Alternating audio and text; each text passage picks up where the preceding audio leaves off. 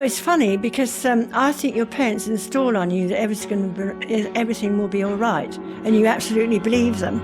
You know, I trusted them, and I thought, yes, we will, and we will go home. Welcome back to the Guernsey Deportees. I'm Ollie Guillou, and that voice you heard is my grandma, Jill Chubb, chair of the Guernsey Deportees Association. As a father of two young girls myself, I found it quite moving to hear how the parents of Biberach shielded their children, considering what they must have been going through themselves. Because, of course, while they gave their children this sense of hope that they would one day return to Guernsey, no one really knew. It must have been torture. But even in this situation, my great-grandfather was still able to make some moments in the camp special. What were Christmases like, or did you celebrate any? Oh, yeah. Yeah. Yeah, my dad made me a cardboard doll's house without lights. But it was lovely. It was 4 rooms and plain. It was great. I loved it. And of course he made me my shoes out of the rope from the Red Cross parcels. So I used to like those, and I used to take them off. I ran barefoot everywhere. They used to do the best they could for their children, the men. They made lots of stuff. And the women used to knit, and they used to rip things up and make others' clothes for the children. We had Canadian food parcels, which were elaborate affairs. They were almost twice as big as the usual Red Cross parcel. This was at Christmas, and it came with presents in a term of very nicely modelled chess sets, and also some games we didn't recognise. But they were wooden and really posh. I still have the chess set at home now. There's actually a brilliant book by author David K. Treadway called One Orange for Christmas. It's the story of Jill Oliver, one of the deportees who boarded the cargo boat aged 7. It's called One Orange for Christmas because that's all she got, a single orange. I'm pleased to say I managed to catch up with Jill, who's now 90 and living in the United States, and I'll introduce you to her in the next episode.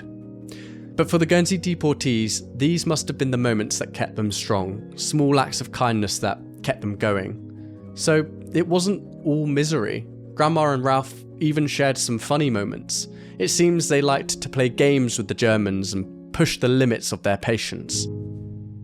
There's a man called Gustav. And he had a limp. He had his polished boots. He's always sort of, like that. We used to run behind him, and we used to imitate him. We used to go, we used to imitate him, and he used to turn around, and that's it. So we thought that was funny, but we did that sort of thing. We did skipping and things, Part of the fun was, and of course, the German guards could get very bored sitting, nothing happening around there. So we were always playing, and they were always watching us. We knew that we couldn't go too close to the barbed wire. There was a limit, probably something like 2 yards. If you got any closer, then they would be putting their rifles up. And then we flee to the nearest hut, the wooden huts where you had a 2-foot clearance underneath. In the sense that there was 2-foot clearance was very useful because there was these dark huts. There was a side, as I understand, not being an adult by that time, that things went on under those huts, which wasn't anything to do with children.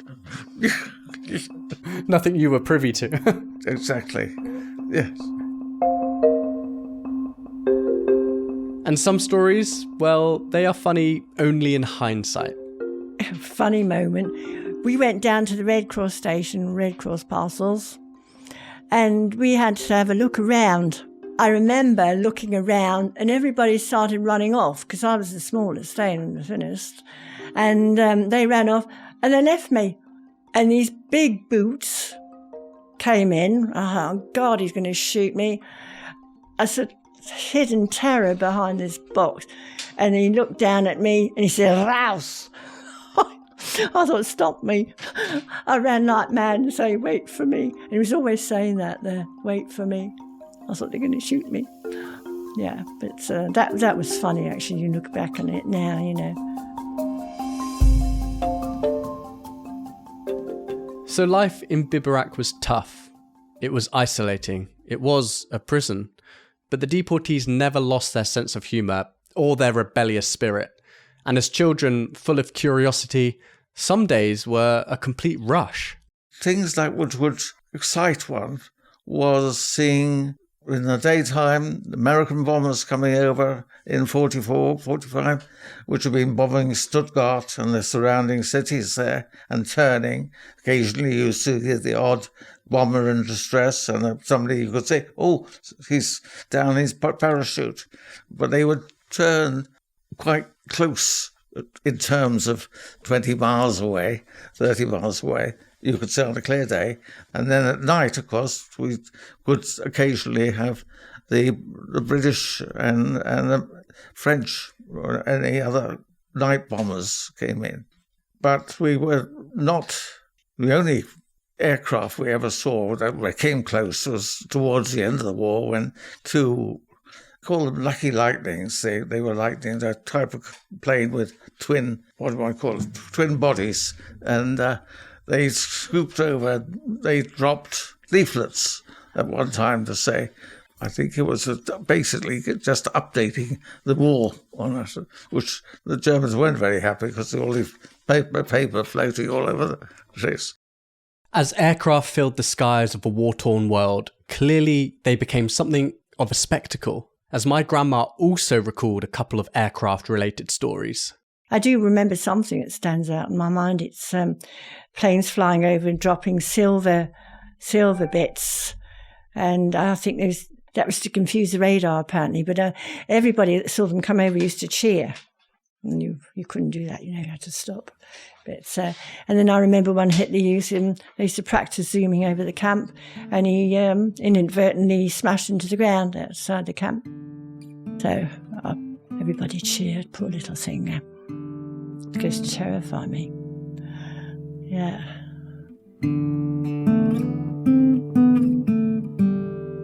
Now, this story is very interesting because, as my grandpa explains, he heard the same story from Ralph, except Ralph's version was a little different.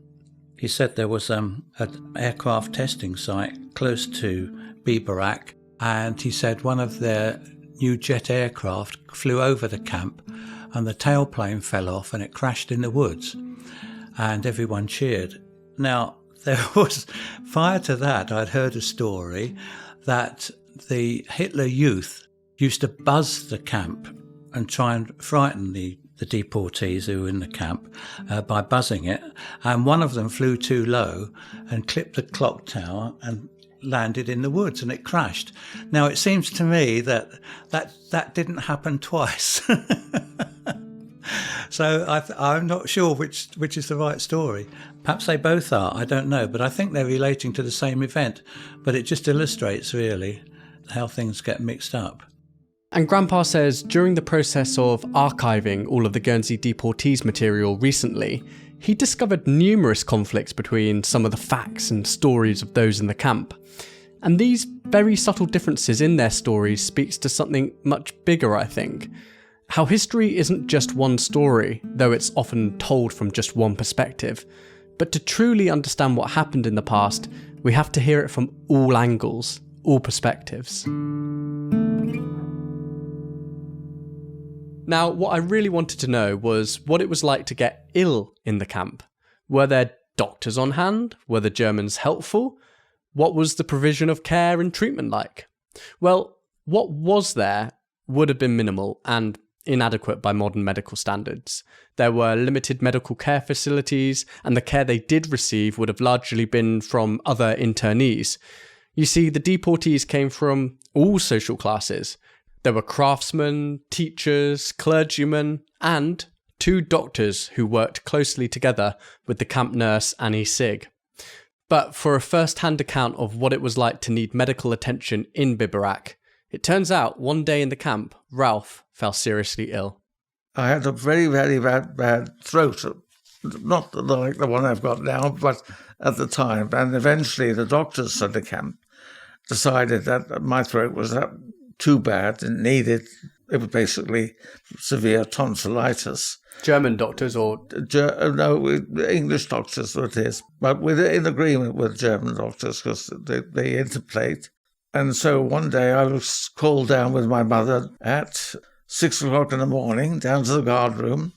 And another lady was with her little girl, and they were there. And we were then instructed that the mothers would go away, and there was a guard there with his rifle over his shoulder, and he would be taking us to hospital. And we perceived that 2 little children with this guard all the way the mile down the hill to the hospital.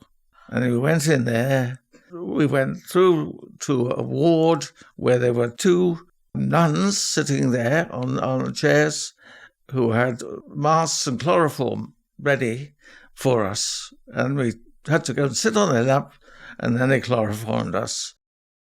We woke up on a red rubber bed, as you do after an operation. We would now had tonsils cut. And a couple of hours later, they decided, you're all right now. But they were kind enough to supply a staff car, German staff car, which took us back to the camp. But to no any special look, just back to your barracks, into your straw paillasse. That was it. And your only comfort then would be a glass of water. And that was it. Get better soon, you might say. These are just a handful of the many experiences people went through during their time in the camp. Historian Dr. Gilly Carr has captured many, many more through her time speaking to and becoming friends with the deportees, many of whom have passed away over the years. But as I mentioned in the last episode, Gilly also finds value in telling the story of history through the lives of objects. There's a particular category of artefact that I've now seen about 12 or more of, and that is an engraved camp mug. So when the deportees arrived, initially they were given pottery mugs, but these soon broke. But a little later in the war, they were given aluminium mugs. And there was one deportee called Bill Balcombe. And in the First World War, he had engraved shell cases because that was one of the things that people in the trenches did. But during the Second World War, when he was in Biberach, he engraved people's mugs. And he was very skilled at this, and he would engrave them as gifts or as christening mugs. Many of the deportees had them as children born in the camp who had these mugs. I mean, I have one because an antiques guy in Jersey several years ago had one, and he asked me if I wanted to buy it. And I thought, well, it's very useful when I'm giving lectures to show this example. But they're typically engraved with the names of the person who they're for, and lots of flowers and plants, but also they show views beyond the barbed wire. So some of these sort of famous views from Biberach camp, but also they show views inside barrack huts as well of the bunk beds and the stools. And I think they're great from that because they really give you this vision of the camp. But at the bottom, there's something very clever on them. Now, Bill Balcombe was known as Bill Balcombe of Everest. And it wasn't because he'd climbed Mount Everest, but he would draw the profile of the mountain range on the bottom of the mug. And the mountain range would clearly have a bit missing, like it would have a bite taken out of it. And the children, I call them children, they're, these are people no longer alive now, but the children who received these mugs said to me, oh yes, he would say that this chunk taken out of the mountain, if ever there was world peace, that chunk would go back in the mountain. And so it sort of showed that they were still at war. And because he told this story, he was Bill Balcombe of Everest. And after a while, and it took me longer than it should have done, I realized that when you turn that mug sideways, that mountain range is actually a man's profile. And you can see his nose and his lips and his chin. And there's also on the bottom of these mugs, a little, what I'd thought was a little V for victory, but it was actually a sideways view of the eye, sort of drawn as a V. And so, Bill really put his own very personal stamp on the bottom of these mugs because it was him. But really those are brilliant. I love those. But there's also fascinating things made out of tin cans because the Red Cross would deliver food parcels. And the idea was that everyone got one food parcel per person per week. but that wasn't always the case. But nonetheless, within this parcel is a whole lot of raw materials for making objects. So you've got the wooden crate in which all of the parcels arrive. You've got wood. You've got the cardboard from the parcels. You've got the packing material. Instead of using styrofoam, whatever you would use today, they have, or bubble wrap, they had these strips of coloured plastic, thin strips of coloured plastic, which the deportees would weave and thread into things. There was the parcel string, which deportees would unravel and plait and turn them into shoes and all sorts of things. There were the tins. There were food tins. All sorts of things were tinned. There was tinned cheese and all sorts of stuff which doesn't come in tins today, but came in tins then. Tins of cigarettes, and which would be wrapped in cellophane, and they would use that cellophane and they would plait it and make pretty pearlescent things. So all sorts of things made of tin, cardboard, string, plastic strips came from the camps, and people brought a lot of it home. And so there were hats, handbags, purses, hair curlers, trays, all sorts of things made from these. So I mean, in the Occupation Museum in Guernsey, for example, they've got some hair curlers made out of bits of tin, so the women could still try and change their appearance so they didn't look like bedraggled, dirty prisoners, but instead could keep up their morale by styling their hair and maybe making little handbags with coloured threads to lift a dirty outfit, and pair of slippers woven out of parcel string, again because their shoes would have been falling apart. And so I think you can see how people are, it's a way of fighting back against the Germans. It's a form of resistance that they might be keeping you as dirty, disheveled prisoners, but damn it, you're not going to let them get you down, and you're going to show that actually, no, you can hold your chin up because you can, be something other than they're trying to make you be. Do you think it helped to empower them and feel in control of a situation which could otherwise feel helpless? Yes. To be able to have this ability to, this ingenuity, this art, this creativity? Yes, definitely. And you find people making things out of red, white and blue as well. And from the artwork, you can see that people had patriotic interior design, if I can call it that. They would make Union Jacks to pin on the walls. They would make V signs, which they would hang above the door. You might have heard about the carnival that was an August bank holiday carnival, I think in 1943 in Biberach, I'd have to check the year, where they held a fancy dress carnival, and the Germans made a cine film of it, a propaganda cine film, to show, oh, look what fun people have in camps. Look how well we take care of our prisoners. But every barrack block put forward an entry, and at the point at which that cine film got converted to video in the 1980s, one former deportee, Eric Sirrett, provided the voiceover. He's no longer alive, but I interviewed his son in one of the early days of my research. He said he was talking about that he remembered that people would make outfits representing St. George and the Dragon, Britannia, and Uncle Sam, one of the allies. And so people were making very patriotic costumes as a way of still keeping their national identity. And I think there was a big sort of pride in being British and having a stiff upper lip and showing the Germans they couldn't get you down. And yes, so very much you see a lot of that sort of resistance going on. And resistance and liberation is the subject of our next episode, as we find out how it felt for the deportees to learn that the war was over, that they were being released from their prison, and what it was like to return to Guernsey, an island that had changed in many ways since their departure. They're being completely away, possibly from families, and away from their homes at that crucial time in their lives.